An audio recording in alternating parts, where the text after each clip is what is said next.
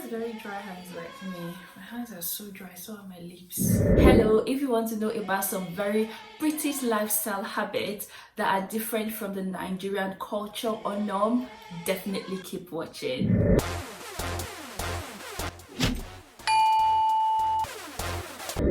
Welcome back.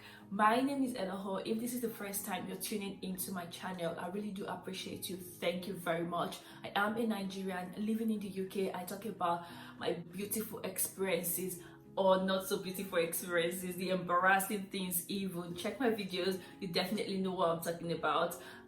So I am a mom. I talk about my experiences also as a mom, and I show you around my beautiful city. Yes, so if this is the kind of content that you like, please definitely subscribe to my channel. I'd appreciate it so much. Thank you. Without further ado, let's dive straight into the video. Let's take everything I want to say today with a pinch of salt, because what I'm saying might not sit well with some people, might not be common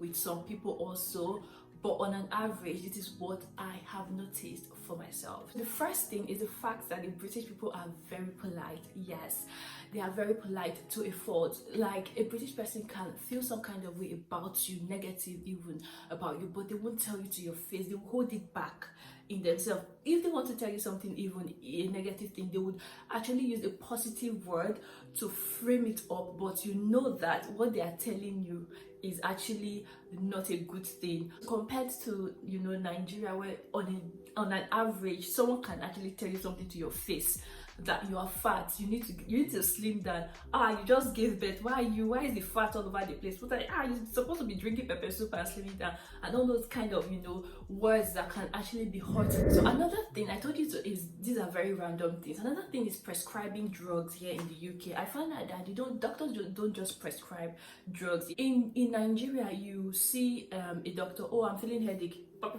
can't take paracetamol, can't take whatever. They've prescribed you, maybe not paracetamol, because paracetamol is like over the counter kind of drug, but you know what I mean. Like, they prescribe you, if you're feeling one small pain, they've already written how many prescriptions for you to go and take from the pharmacy. But here, until you're practically dying sometimes before they will prescribe you something. That's how bad it is here. The thing now here is that when you are sick, you have to say you are greatly sick. Maybe you're just sick. You have to say you're greatly sick for them to take you seriously. If you just say, I'm sick, I'm feeling headache, say, okay, no problem, just go to the pharmacy, go and take paracetamol. Or they'll even say, just go home, don't take any drug, just go home, lie down, your headache will come down, you're very tired.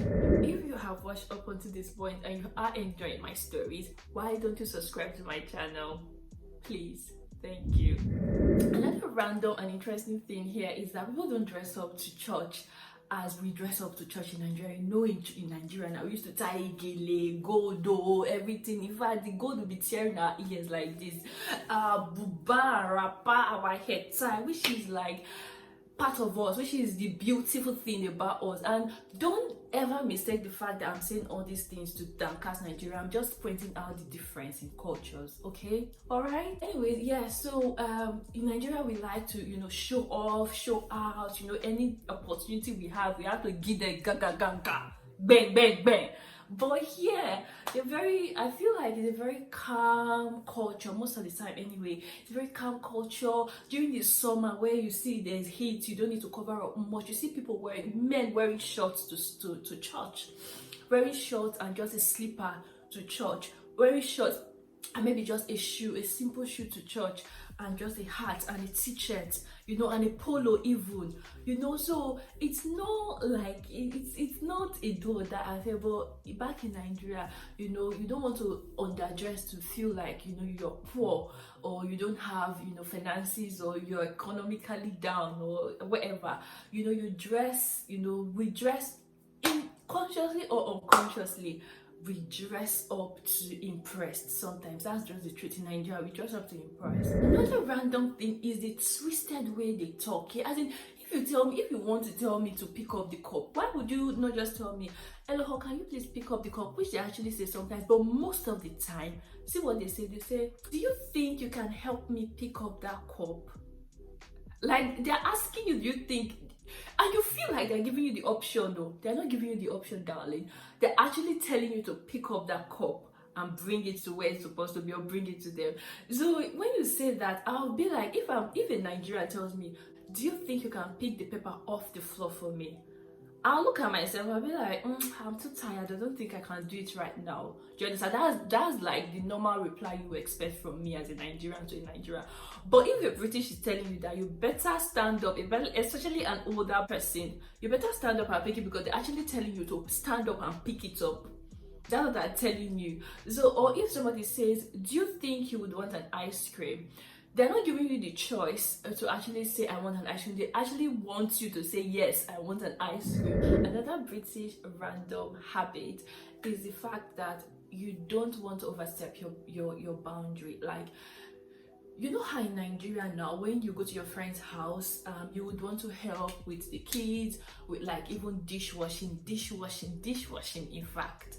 Maybe even clothes. You want to help when your friend is washing clothes. Maybe you go visit them and they are washing something. They're just taking care of their house. You know it's normal to help. If you don't help, that's when they will say that you're a bad person. Like, why did you not help? You know.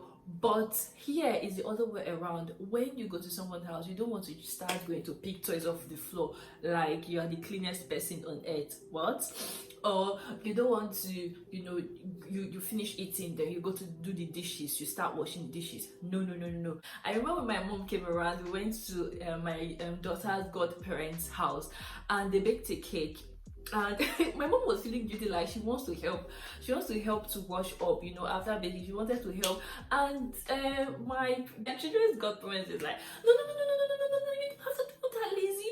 You don't have to do that. My mom was like, no, I want to do it. I did not know how to tell my mom, just stop, because they are going to get angry. They are not really get angry, but they are going to feel uncomfortable now. You understand? They treat you as a guest, so you have to be that guest. They want to, pamper you and all that. But my mom did not understand. She kept saying that I want to do it. And then one of them was like, don't worry, we have a washing machine. So he started now cleaning up the plates and putting it inside the dishwasher. So my mom would not actually feel bad.